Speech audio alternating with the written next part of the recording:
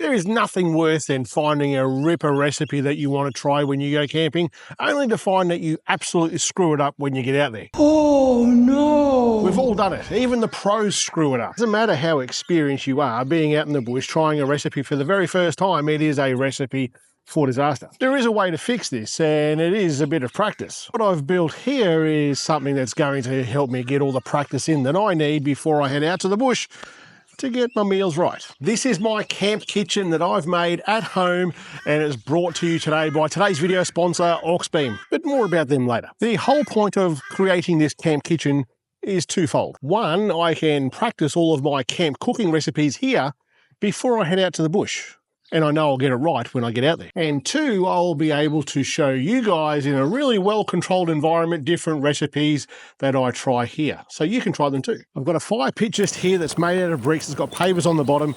I build the fire here. I move the coals over to this side here, which is for the spit. That's where the spit lives. And the spit, well, these bricks that are surrounding the spit, these are all Mount Gambier stones, and these actually got given to me by a mate of mine who had a house burned down. These are kind of rescued, if you like, from that build. It's a very historic house that is in the district here. It's very old, and these are part of that. So I've got a little bit of history right here in our little shed. The spit that I use, I've used it for a few years now. That is actually an Adventure King spit.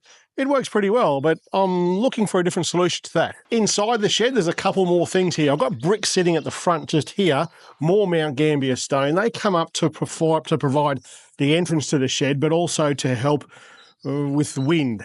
And the wind mainly for this here, this is offset smoker. This here, like, who doesn't like smoked chicken wings?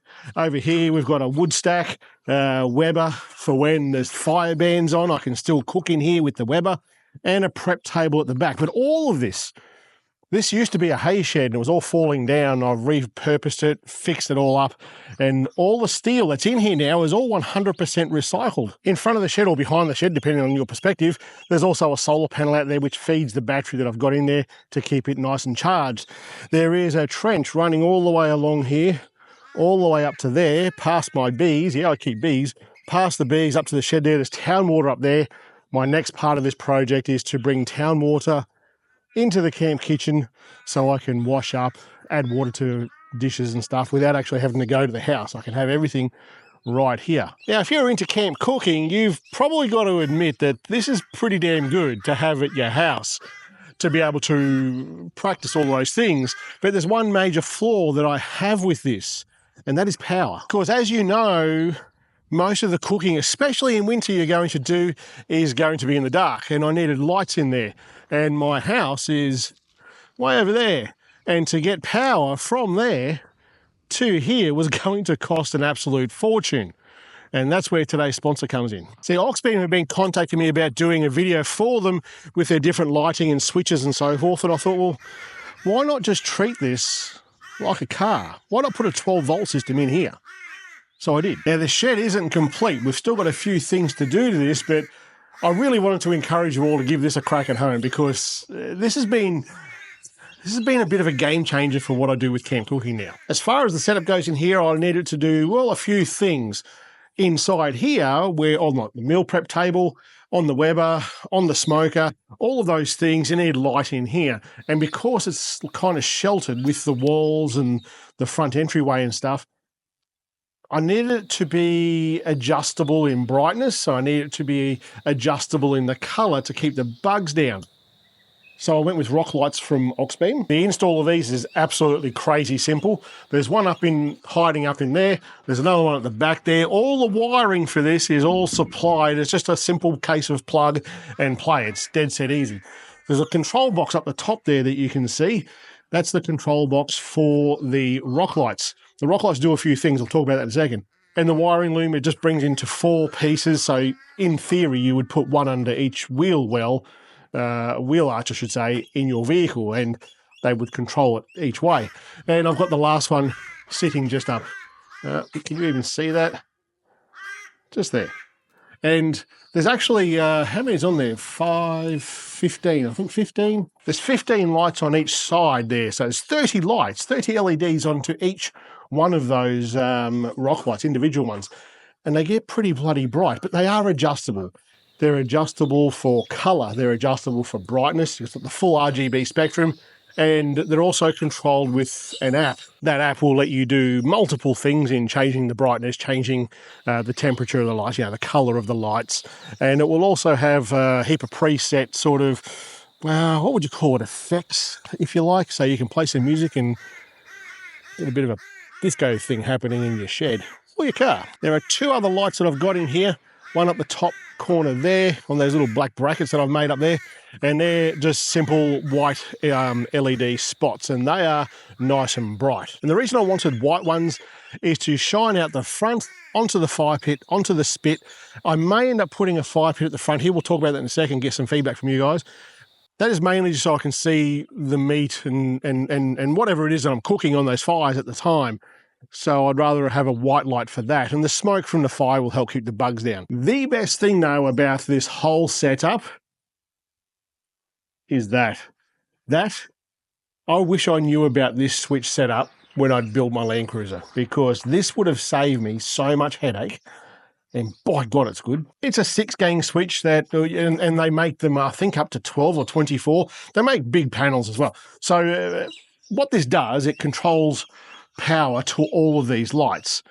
The rock lights themselves have their own app, and you can change the color and the brightness, like I just said, and you can turn them off and on through that switch panel right there. The switch panel also has a Bluetooth app onto your phone. You can change the colors of the lights on the switch, the brightness of the lights on the switch, etc. But I'll tell you what, I'll go and have a look at the Cruiser. I'll show you what I'm talking about. This would have been so much easier to use. So if you're doing a build on your car right now with 12 volts and you're running stuff to the roof and things, you're going to want to see this. Now, if you've watched the 12 volt setup that I've done on this channel here for this car, you know I've got lights, work lights, rock lights around the vehicle to use for camping. And the way that they work in here is with these switches up along here. And you can see there they're turned on. Now, that you look at that and you go, that's a pretty good setup. I like that. To install this was an absolute pain, and I really wish I knew about this switch beforehand, because what would have happened, I would have had just that one switch and the wiring loom going to the roof rather than the 7-pin or 7-wire trailer cable that I've currently got up there doing that job. This would have made the install hours less time consuming, and it would have looked a lot neater too. All I would have had to do is run the brain box of that switch panel up to the roof, and then run the wiring loom that actually comes with this setup, and they come in different lengths from that box on the roof down to the switch panel inside the car. And that would have been it.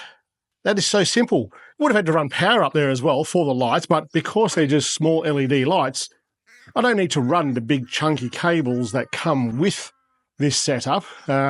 You can run thinner wiring to suit the amount of amperage that you're putting through there. I'm just saying this would have been a damn sight easier to get lights to my roof and control them than what I did. When you order one of these, you get the switch panel. So you get the switch panel, you get the wiring loom that goes from the switch panel all the way to the brain box where you run all your wiring. It's all the fuses into the brain box. I've got that underneath the table under here. Between the battery and that box, they also provide you with a circuit breaker and the wiring looms to go from the battery to the circuit breaker and from the circuit breaker to the brain box. They give you everything that you need. Now, I did customize the wiring a little bit. You can see some red tape up. Can you? Yeah, you can. Probably up the top there. You can see some red tape where I've cut it and extended wiring and stuff for those spots. You can see the relay I've screwed up to the shed there. It's a 12 volt setup that you would put into your car in the shed. It's a bloody good setup. So if you are doing something to your car with lighting and switching, this is definitely worth looking at. Install this 12 volt setup in there. It probably took me 3 hours, maybe. And that's even with like trying to design how I was going to do it all. It's a dead set simple setup that they've got. Once you buy something from that company, Auxbeam, it tends to all just merge together quite nicely, and I like that. The setup I've got here is the base setup, if you like, for what I'm doing here. I will almost certainly get a 12 volt rotisserie to put there because the Adventure Kings ones rely on D-size batteries, and I'd hate to be halfway through a cook. It kind of makes me paranoid every time you do a spit, that I'm going to run out of battery power. So I'll probably, if you've got a 12-volt one, let me know what you use and what you'd recommend.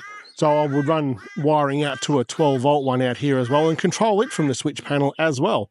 I will possibly put other lights in there, not so much for the for the actual cooking, but more so for lighting me in winter when I'm doing videos for you guys. And other than that, I don't know if I'll do much else. Maybe a 12-volt fan. I've got the Makita one in there. Anyway, let me know what you think. Would you do one of these at home? You don't have to have it as elaborate as this. I like things to look nice and I like to build stuff.